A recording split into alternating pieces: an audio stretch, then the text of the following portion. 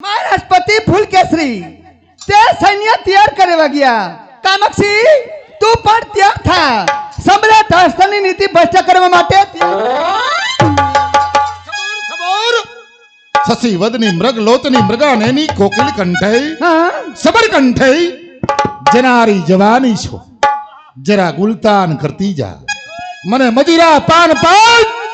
વધુ મસ્તાન કરતી જા નયનના તીવ્ર ભાવોથી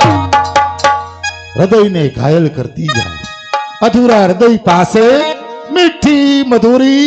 સરસ વાત કરતી જા